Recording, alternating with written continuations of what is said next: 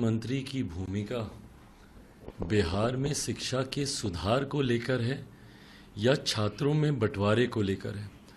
जिस तरीके से शिक्षा मंत्री के बार बार इस तरीके से विवादित बयान आते हैं, पहली बात तो आपको छात्रों की चिंता नहीं। आप एक ऐसे प्रदेश के शिक्षा मंत्री हैं जहां पे सालों साल तक कोर्सेज समाप्त नहीं होते, जहां पे प्राइमरी एजुकेशन बद से बदतर होती जा रही है, जहां पर भवन ही नहीं है बच्चों के बैठने के लिए, बेंचेस ही नहीं है बच्चों के बैठने के लिए।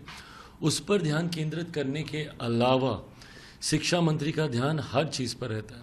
इस तरीके के विवादित बयान देने से कोई भी सामान्य व्यक्ति भी ये बताएगा कि सिर्फ समाज में बंटवारे की भावना उत्पन्न होगी। भाई कई लोग हैं जो आस्था रखते हैं रामचरितमानस पर।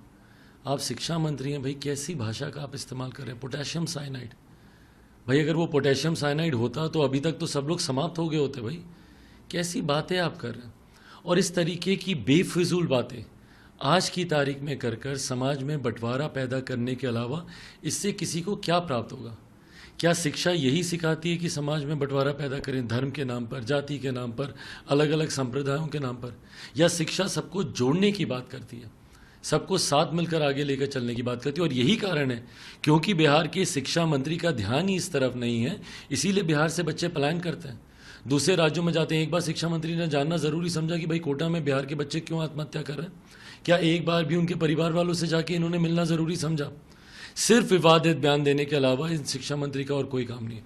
बल्कि हम लोग तो मांग करते हैं कि भाई तत्काल प्रभाव से ऐसे शिक्षा मंत्री जो समाज में बंटवारे की राजनीति करते हों, जो बच्चों में भाईचारे की बजाय एक दूसरे को अलग करने की सोच रखते हो, ऐसे शिक्षा मंत्री को तत्काल प्रभाव से अपने पद से हटा देना चाहिए। इनको इस्तीफा भी नहीं, इनको बर्खास्त कर देना चाहिए, ताकि आने वाले शिक्षा मंत्रियों को ये समझ में आए कि बिहार के बच्चों को जोड़ने की सीख देने की जरूरत है, ना कि उनके भीतर ये अलगाववाद, उनके भीतर ये बंटवारे की सोच उत्पन्न